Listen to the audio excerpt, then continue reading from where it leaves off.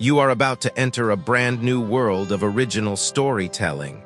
A story written by Ankush Maitra and told one chapter at a time.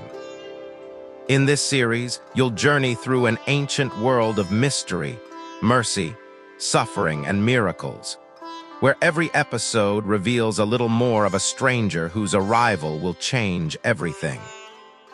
This is a story that will unfold in parts, so if you enjoy meaningful fiction with spiritual depth, emotional storytelling, and a touch of the miraculous, be sure to stay with us until the end. And if this story moves you in any way, please leave a comment, like the video, and share it with someone who loves immersive storytelling. I'm a new writer, and your support helps this world grow, one story at a time. Now dim the lights, take a deep breath, and let the story begin. The Wanderer of Light. Episode 1, The Stranger Who Asked for Water. There were places in the old world where people stopped looking toward the road, not because the road was dangerous, not because bandits walked it or soldiers claimed it or storms swallowed it whole, but because the road had disappointed them too many times.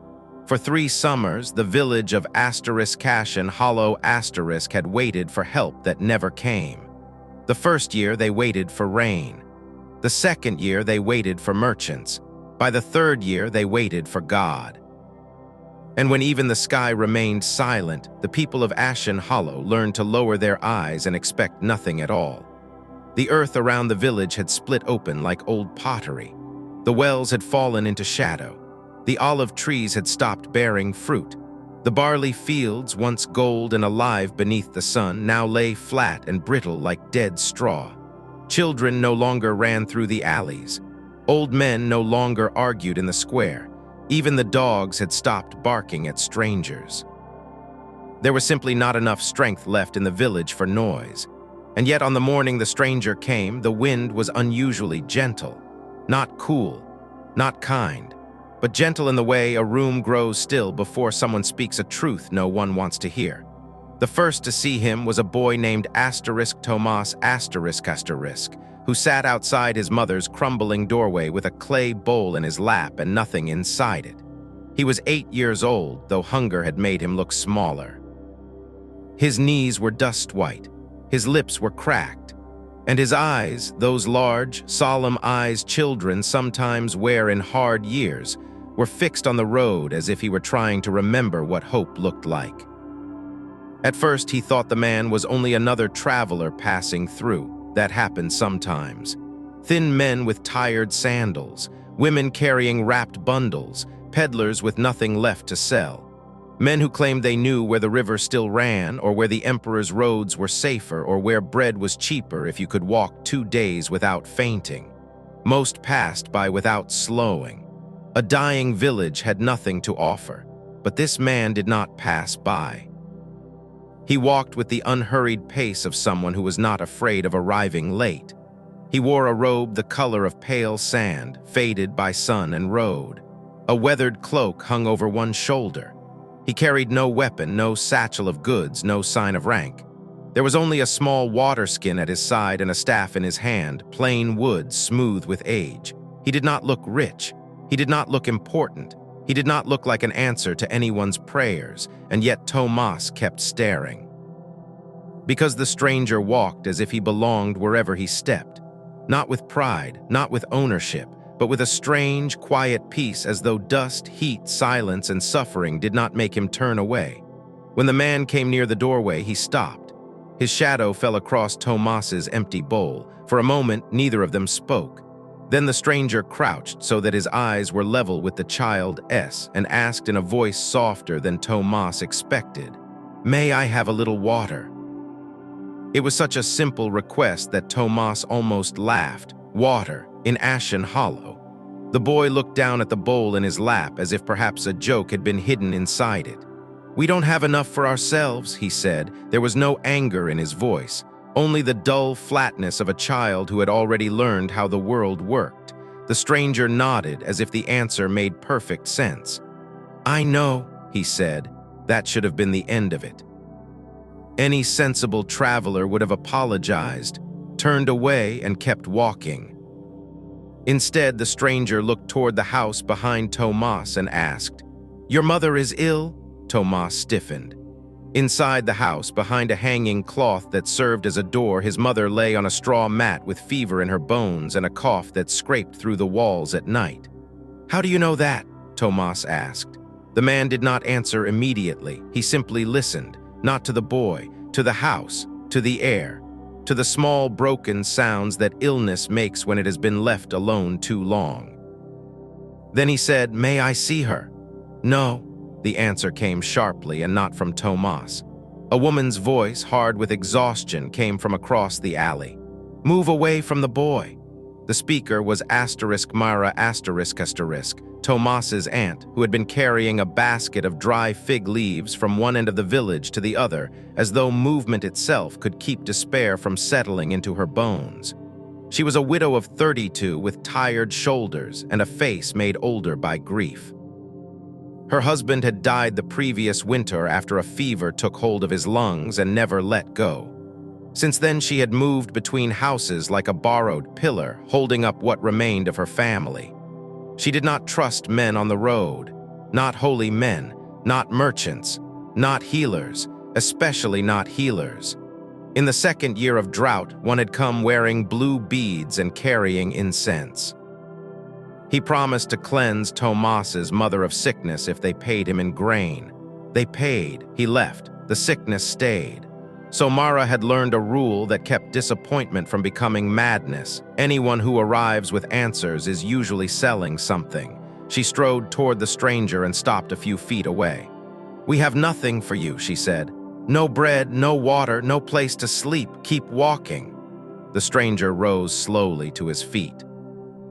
He was taller than Mara expected, though there was nothing imposing about him.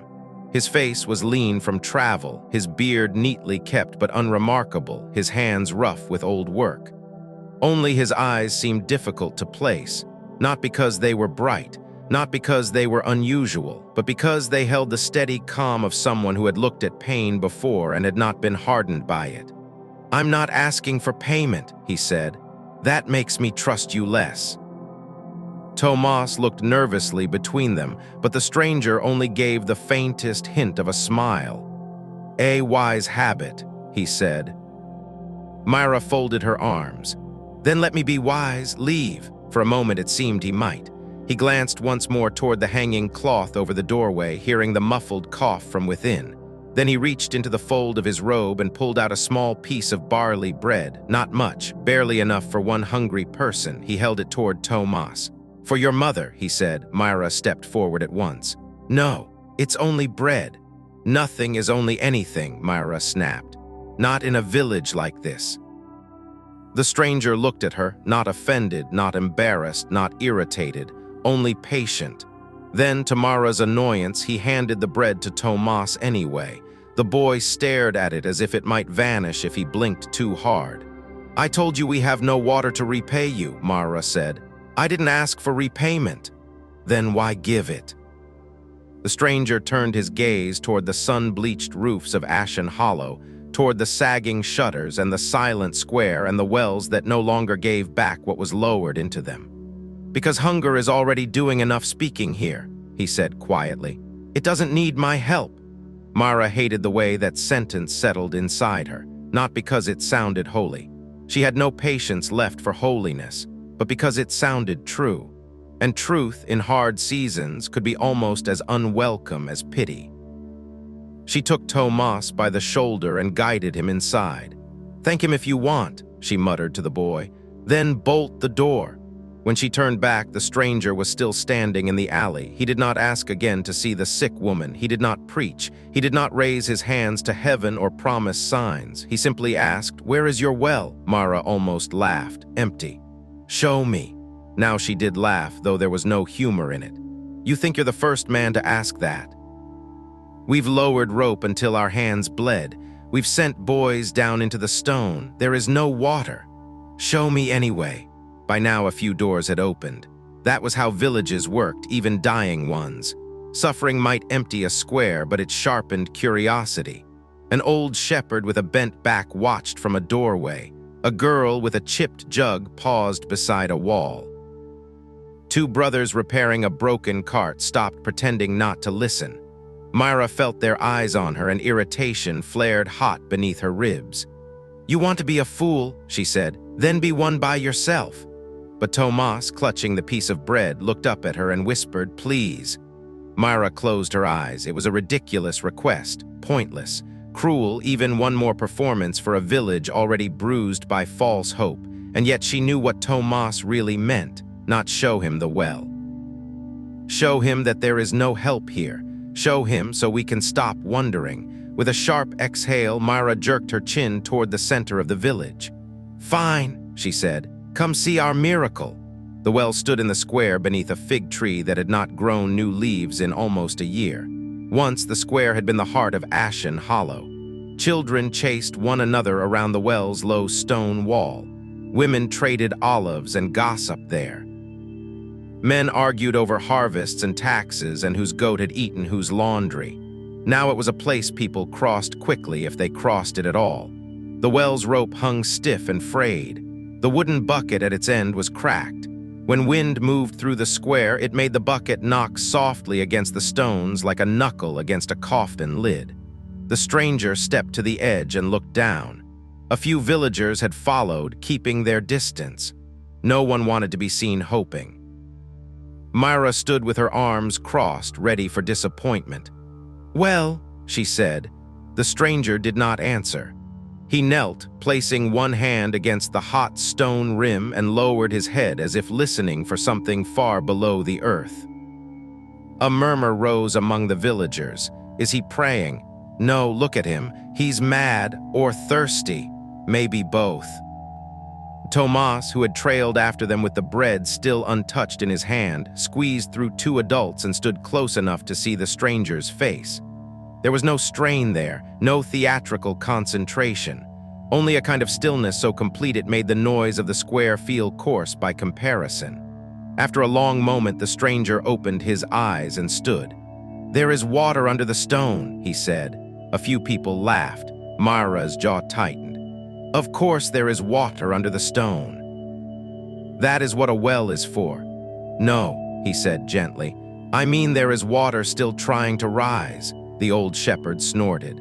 "Then tell it to hurry." A few villagers chuckled at that, grateful for any excuse to sound alive. Myra gestured at the well with open impatience. "If you've come to speak in riddles, go find a richer village." The stranger turned toward the fig tree beside the well. Its bark was cracked. Its branches were brittle and thin, casting more memory than shade. He placed his hand against the trunk. "Who planted this?" he asked. No one answered at first. Then the old shepherd lifted his chin. "My father did before I was born. Did the roots ever reach beneath the eastern wall?" The shepherd frowned. "How would I know?" The stranger crouched beside the tree and brushed dust away from the ground with his fingers. Then he rose and looked at the two brothers near the cart. "Do you have a shovel?" One brother barked a laugh. "Now he wants to garden." The other shrugged. "If digging up dead roots will entertain him, let him." He disappeared briefly and returned with a short-handled shovel, the metal worn and dull.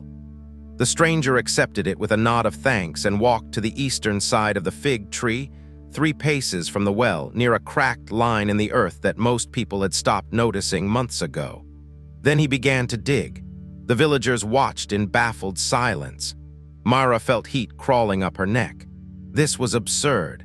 A grown man in a dying village, digging beside a dead tree while children stared and old men muttered. "This is enough," she said. "You've made your point." But the stranger kept digging. The soil was hard, packed by years of sun. Dust rose around his hands and settled over his robe. His breathing deepened, but he did not stop. One of the brothers leaned toward the other. "How much do you wager he finds a stone and calls it a sign?" "Less than I'd wager he asks for supper afterward." A few more villagers drifted into the square. A girl with an infant on her hip. A baker with flour still clinging to his sleeves from a bakery that no longer had enough grain to justify opening. An old woman who walked with a cane made from almond wood. No one came because they believed. They came because in a place where nothing changed, even foolishness was a form of entertainment. The stranger dug for several minutes more before the shovel struck something with a dull, hollow sound. The square went quiet. He knelt and cleared the dirt with both hands. Beneath the surface lay a flat layer of old stone, worked stone, not natural rock, part of a forgotten channel buried long ago. The old shepherd took a step forward. "What is that?" The stranger traced the edge of the stone with his fingers. "A runoff line," he said, "from years ago before the tree grew wide." The shepherd frowned deeper. "No," but already his voice lacked certainty. The stranger looked up at him. When the roots thickened, they shifted the stones, the flow narrowed, then the drought came, then silt settled and sealed the break. Maitra stared. None of that sounded impossible. That was the problem. It sounded almost ordinary. No thunder, no fire from heaven, no grand performance, just an explanation hidden beneath dirt no one had thought to move. The stranger stood and handed the shovel back to the brother. "Break the edge here," he said, pointing to one corner of the buried stone. "Then clear the silt beneath it." The brother blinked. "You want me asterisk to do it? You're stronger than I am." That got a short laugh from somewhere in the crowd. The brother hesitated, glancing at Maitra, then at the shepherd, then at the others. Perhaps he only wanted to prove the stranger wrong. Perhaps he was curious. Perhaps hope, that old dangerous thing, had brushed against him before he could stop it. Whatever the reason, he took the shovel and drove its metal edge into the seam of stone. The first strike did nothing. The second chipped away a crust of packed dirt. The third loosened a section enough for him to wedge the shovel beneath it and pry. A slab shifted, dust collapsed inward. "Again," the stranger said. The brother struck harder. Another section cracked. Then the second brother joined him, kneeling to scoop away dirt with both hands. Soon 3 more villagers were helping, not because anyone had asked, but because there is something deeply human about seeing a crowd lean toward possibility and not wanting to be the only one left standing still. Maitra did not move. She told herself it was because she was too sensible for this. In truth, she was afraid, not of the stranger, of the sudden, humiliating urge to believe him. The men dug for nearly half an hour. They uncovered more of the old stone channel, then a clogged break beneath it where roots and silt had hardened together like mortar. The old shepherd dropped to his knees beside them, muttering that if this truly was his father's original runoff line, then the eastern side would once have fed the well during the wet months. He dug with his bare hands, his dignity forgotten. Sweat ran down every face in the square. Dust coated every sleeve. The infant on the girl's hip had fallen asleep, and still Maitra stood with her arms folded, feeling her heart beat too hard. Finally, one of the brothers grunted and pulled free a thick, rotted root that had grown across the narrow channel like a fist clamped around a throat. The moment it came loose, the dirt beneath it darkened. No one spoke. The brother froze. A single drop of muddy water welled up through the break and vanished into dust. Then another. Then a thin thread, not enough to fill a cup, not enough to save a village, but enough to make the square inhale as one body. The old shepherd let out a broken sound that might once have been a laugh. "Dig," the stranger said quietly, and they did. Now everyone moved. The baker set down his apron and joined them. The girl with the infant passed the child to an old woman and knelt in the dirt. Even Maitra found herself stepping forward before her mind had caught up with her body. She dropped beside the men and shoved both hands into the soil. The dirt was damp, actually damp. She stared at her palms, dark with mud, and something painful opened in her chest. The villagers worked until the channel was clear enough for water to trickle steadily toward the well. It was not a river, not a flood, just a narrow silver thread sliding through old stone.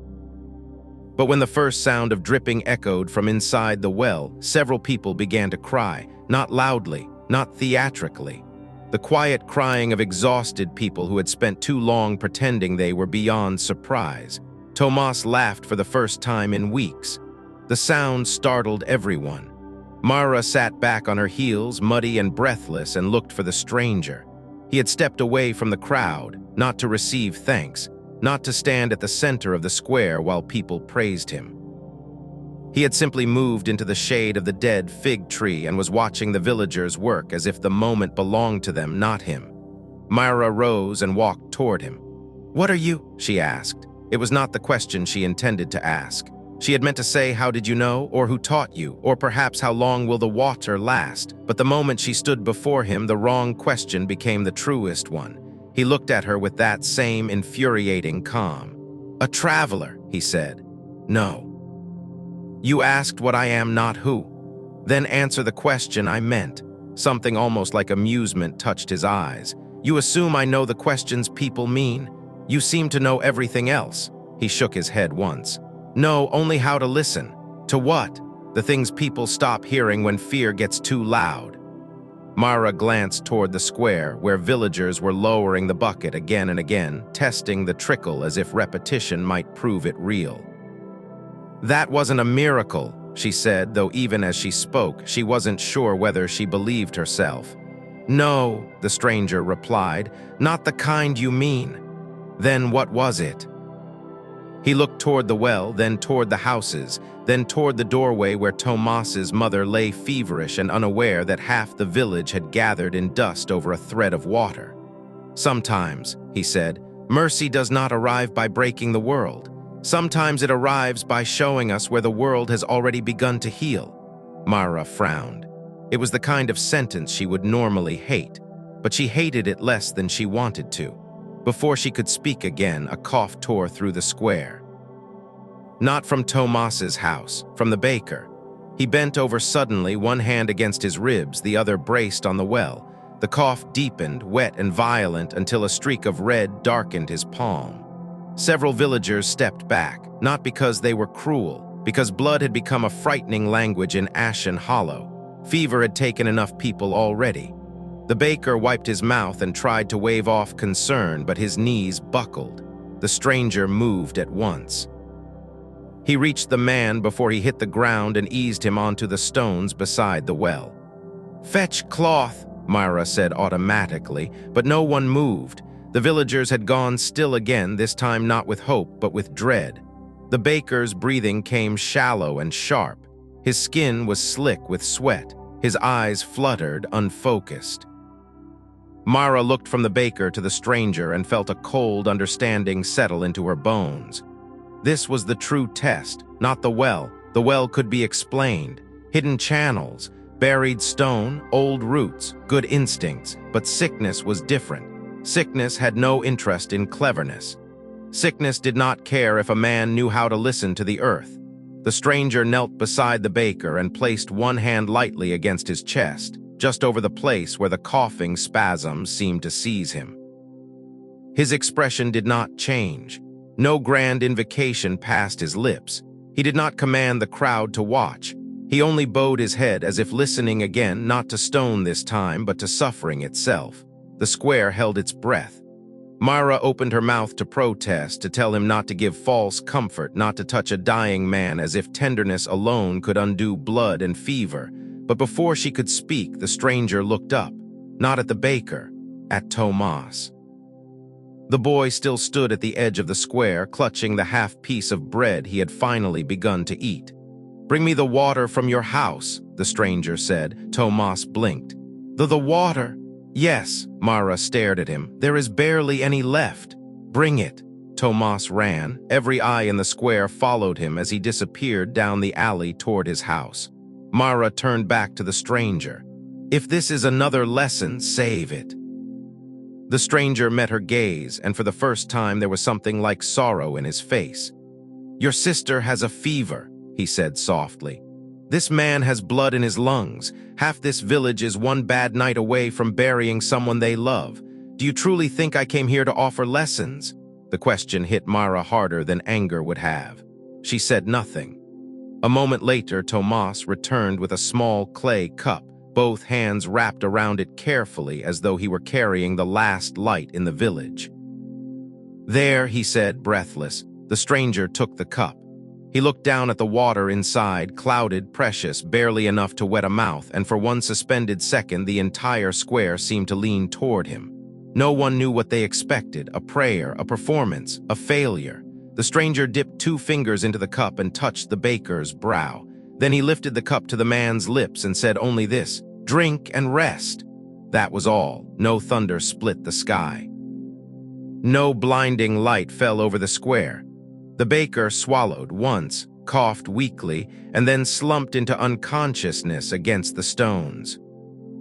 A woman gasped. One of the brothers muttered, "That's it." Mara felt anger surge up, swift and humiliating because hope had tricked her again. She stepped toward the stranger, voice low and shaking. "He is fainting," she said, "not healing." The stranger rose. "I know. You know. Yes. And you stand there as if that means nothing. It means he needs sleep and shade and someone to sit with him so he doesn't wake afraid." Mara could hardly believe what she was hearing. "People are dying in this village." His face gentled. "I know that too." "Then do something." The square went silent. Thomas stared at his aunt as if he had never heard her raise her voice so loudly before. The stranger did not answer at once. When he finally spoke, his tone was quiet enough that Mara had to lean in to hear it. "I am." It was infuriating. It was impossible. It was so calm it made her want to strike him. But there was something in the way he said it, something steady, almost unbearably steady, that kept her rooted where she stood. The old shepherd approached, glancing uneasily between the baker and the stranger. "What should we do with him?" "Lay him in the shade," the stranger said. "Wet cloth at the neck, small sips of water if he wakes, no more bread until morning." The shepherd frowned. "And the blood?" The stranger's eyes moved to the baker's red-streaked palm lying open against the stones. "It will not worsen tonight." There was no flourish in the statement. No challenge, no plea to be believed. He said it the way a man might say the sun will set asterisk or the road bends east after the hill. Mara hated how much she wanted him to be right. By sunset, the square had changed. Not healed, not saved, but changed. The bucket came up from the well with enough water to fill 6 cups before the trickle slowed again. That was not abundance. It was not victory. But in ashen hollow, it was enough to feel dangerous. People spoke in low voices around doorways. They repeated the story of the buried channel. They argued over whether the stranger had guessed, remembered, or somehow known. Some said he was merely observant. Some said he had traveled through enough villages to understand old wells. Some said he was a charlatan clever enough to wear humility like a disguise. No one said miracle out loud. Not yet. The baker was laid on a mat beneath the awning of his shop with his daughter beside him. His fever remained, but the terrible cough had quieted. He slept more deeply than he had in days. And Tomas's mother, after eating half the barley bread in slow, painful bites, had fallen into the first peaceful sleep Mara had seen from her in nearly a week. That should have brought relief. Instead, Mara felt restless. She stood outside her sister's house after dark, arms wrapped around herself against the cooling wind, and watched the stranger sitting alone near the edge of the village. He had accepted no invitation to supper. No one had offered one. He sat on a low stone wall facing the road, his staff laid across his knees, his head tilted toward the sky as though he were listening for something beyond the reach of ordinary people. Myra crossed the alley and approached him. "You should leave before sunrise," she said. He looked at her. "Why?" "Because if the water stops by morning, they'll blame you for making them hope." "Will you?" Myra considered lying. "No," she said at last. "I'll blame myself." "For what?" "For almost believing a stranger." He was quiet for a moment. Then he asked, "What would be so terrible about that?" Myra gave a tired laugh. "You really are not from here." He waited. She looked past him toward the road, disappearing into moonlit dust. "In villages like this," she said, "hope is expensive. You don't spend it on people you can't keep." Something softened in his face, not pity, something sadder and somehow gentler than pity. "When I was young," he said, "someone told me that despair often disguises itself as wisdom." Mara folded her arms tighter. "And did you believe them?" "Not at first." "And now?" He looked toward her sister's house, where Tomas slept curled near the doorway and the fevered woman inside breathed easier than she had that morning. "Now I think despair can sound very convincing," he said, "especially when it has been speaking for years." Mara looked away. The night deepened around them. From somewhere beyond the last houses came the chirp of insects and the dry rustle of grass. In the distance, a dog barked once and fell silent. "You still haven't told me your name," she said. "Ilior." It was not a name she knew. "Where are you from, Ilior?" He smiled faintly, far enough away that the answer would not help you. "That is not an answer. It is the only one I have tonight." Mara should have left then. She should have gone back inside, checked on her sister, barred the door, and told herself that by morning this strange, calm man would be only another passing story in a village built on disappointments. Instead, she remained where she was and asked the question she had not meant to ask. "If my sister worsens in the night," she swallowed, "will you come?" Ilior did not hesitate. "Yes." No bargain, no warning, no speech, just yes. For reasons she could not explain, that single word unsettled her more than everything else he had done. Myra returned to the house sometime after midnight and lay down near the doorway, though sleep would not take her. The room smelled of dust, herbs, and fever. Tomas breathed softly nearby. Her sister murmured once in a dream and then fell still again. Outside, the village settled into that fragile silence known only to exhausted places. Hours passed, or perhaps only one. Myra did not know. She only knew that at some point the night changed. She sat up. At first she thought the fever had worsened and some instinct had woken her, but her sister was sleeping. Tomas was sleeping. The room itself was still. Then she heard it, a sound from outside, not loud, not alarming, just wrong, like a clay jar being set carefully onto stone by hands that did not belong there. Myra rose, took the small oil lamp from the shelf, and stepped into the alley. The village lay under moonlight, silver and skeletal. Nothing moved, then she saw it. A figure crouched beside the well, not Ilior. This man was broader, wrapped in a dark cloak with his face partly covered. He held something in his hands, a sack perhaps, and was leaning over the stone rim of the well with furtive, hurried movements. Myra's stomach tightened. "Hey!" The figure jerked and turned. For one flashing instant, moonlight struck the side of his face, enough for Myra to see fear there and guilt and something else she could not name. Then he ran. He vanished between two houses before she could shout again. Myra hurried to the well, lamp shaking in her hand.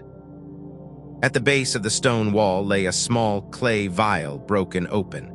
A sharp, bitter smell rose from the spilled liquid. Not oil, not wine, something harsher, something medicinal or poisonous. Her blood ran cold.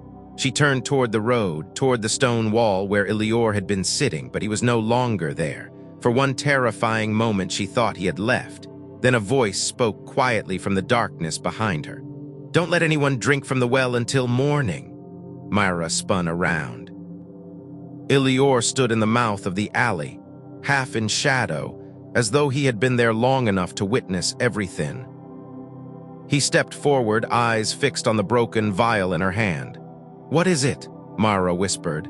"An attempt," he said. "At what?" He looked toward the sleeping village. "At making sure Ashen Hollow remains thirsty." Myra stared at him, lamp trembling between them. "Who would do that?" Ilior did not answer. Instead, he lifted his gaze toward the line of rooftops and the dark shapes beyond them.